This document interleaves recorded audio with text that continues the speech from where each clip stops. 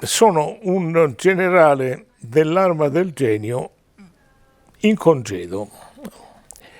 Non mi sognavo neanche di scrivere questo libro o questi libri. Non ho mai fatto parte dei servizi segreti, non sono mai stato iscritto ad alcun partito, ad alcuna associazione, neanche a un circolo del tennis. Da giovane tenente capitano ero un ottimo tiratore. Chiunque abbia impugnato un'arma professionalmente sa che il racconto di Via Fani, il racconto ufficiale di Via Fani è taroccato. Ma questo io lo dicevo ad amici, avevo iniziato a scrivere su vari giornali, ma tutt'altre cose dal 1994, no? E mi dicevano no, tu devi scrivere su Moro, ma no. Poi sono inciampato in un tumore, mi andavo a curare al Gemelli, andavo a fare le terapie al Gemelli. Passando ogni giorno davanti al condominio dove abitava Aldo Moro, mi sono reso conto di un fatto estremamente evidente. Io sono stupito che non sia stato evidente anche agli investigatori professionisti. Dalla casa di Aldo Moro per andare in centro, allora come oggi ci sono tre strade. Una è Via Fani, ma l'altra è Via Trionfale, la terza è per Via Camilluccia. Quindi dissi fra me, se il caposcorta di Moro andò per Via Fani e a Via Fani erano attesi, c'era l'agguato, allora Oreste Leonardi, maresciallo dei carabinieri paracadutisti, che prende ordini solo da un ufficiale dei carabinieri a lui noto e da lui stimato, altrimenti lui chiama la sala operativa e non chiamò la sala operativa. Bene, solo se questo capitano, che io ho individuato con grossa probabilità, solo se questo capitano dei carabinieri si è presentato da Oreste Leonardi e gli ha detto: guarda Oreste, mezz'ora fa Radio Città Futura ha annunciato il rapimento di Moro, probabilmente è una balla, però noi abbiamo preso delle misure. Tu porti il presidente all'eliporto del Gemelli, che allora era all'esterno, al di là di via Pineta Sacchetti, su un campo di calcio che c'è tuttora. E Oreste Leonardi ha detto: io vado con il presidente. No, Oreste, non puoi, perché non c'è posto sull'elicottero, anzi portatevi via anche le borse, se no quando l'elicottero atterra nell'eliporto del Quirinale non sappiamo a chi farle portare. Tu vai per Via Fani, a Via San Gemini ti accoderai a una 128 bianca, all'incrocio con Via Stresa vi fermate e caricate 4 con l'uniforme dell'Alitalia. Non li conosciamo, non sono dei nostri, teniamo il profilo basso, tanto a quel punto potete stare tranquilli, mettete le mitragliette nel portabagagli. E questo Giuda dei carabinieri ha mandato Oreste Leonardi, Domenico Ricci, Francesco Zizzi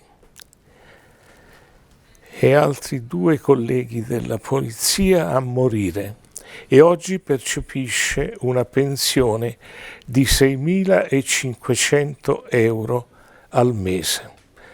Quando mi sono reso conto di questo, ho deciso di scrivere il primo libro. Il primo libro è estremamente tecnico, molto pesante, però era indispensabile. perché evidenzia la presenza del Giuda, evidenzia che a Moro hanno rotto 4 costole e magistrati italiani che adesso si ribellano alla riforma, hanno nascosto queste 4 costole rotte in 8 processi e 4 commissioni parlamentari di inchiesta. In questo libro ho decrittato 6 anagrammi di Moro e mi aspettavo che la Procura di Roma e la Procura di Perugia agissero. Non è stato così. E allora, se loro non hanno approfondito, se loro hanno coperto 6 morti ammazzati sotto una coltre di omertà, se loro e la commissione Fioroni hanno nascosto la verità che era sotto i loro occhi, che è sotto i loro occhi, che è nelle loro casseforti, allora ho approfondito io e ho scritto questo secondo libro, nel quale ho richiamato le bugie già evidenziate nel primo e le ho approfondite, ed è venuto fuori un pus che neanche io immaginavo di trovare. Un vertice politico e militare di traditori al servizio dell'Unione Sovietica che hanno tradito l'Italia, gli italiani e l'amico Aldo Moro. Che altro aggiungere? Uno spettacolo disgustoso. Da allora l'Italia è schiava, grazie a questa gentaglia, grazie a questi criminali che sono tuttora organizzati in un'associazione a delinquere, adesso finalizzata all'omertà, perché devono tenere tutto chiuso nei loro cassetti e lontano dalla conoscenza degli italiani. Vi basti dire che nel 2016 la Commissione Fioroni emise un comunicato trionfante secondo il quale essi avevano individuato chi aveva ucciso Aldo Moro.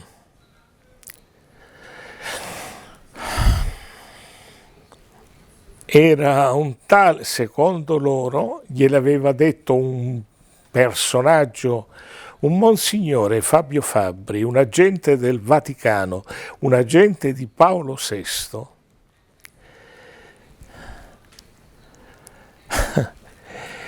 Gli aveva detto che aveva riconosciuto la mano di Giustino De Buono perché sparava i colpi a raggiera intorno al cuore.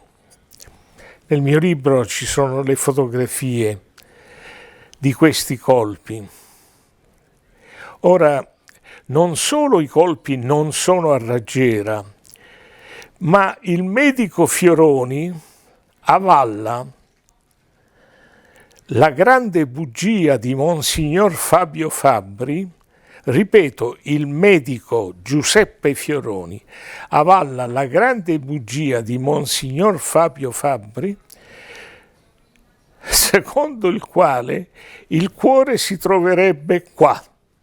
Ora, anche uno studente di veterinaria, non c'è bisogno di scomodare la medicina, anche uno studente di veterinaria sa che il cuore è qui, centrale.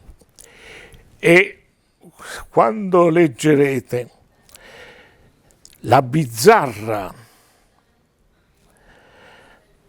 autopsia a Moro, quando leggerete la surreale discussione fra illustrissimi esperti della medicina legale, del RIS dei Carabinieri Fioroni, Paolo Cucchiarelli, allora vi renderete conto in quale stato di abiezione è crollata l'Italia dal 16 marzo 1978. Quello che oggi noi vediamo, lo spettacolo purulento, infetto, maleodorante, che ci affligge in questi giorni, deriva dall'infezione ingravescente fin dal 16 marzo 1978. Il PM Armando Spadaro ebbe il coraggio di dire davanti alla commissione Fioroni, oltre 10 anni fa, che non c'era più nulla da scoprire sul caso Moro, non c'era più nulla da scoprire. Ecco, io sono un dilettante, non solo un investigatore, non solo un agente segreto, io sono una persona per bene, che non difende gli interessi di alcun partito. Sono qua le scoperte che avrebbero dovuto fare i pubblici ministeri di Roma, i pubblici ministeri di Milano, i pubblici ministeri di Perugia e chiunque avesse investigato con un minimo di diligenza.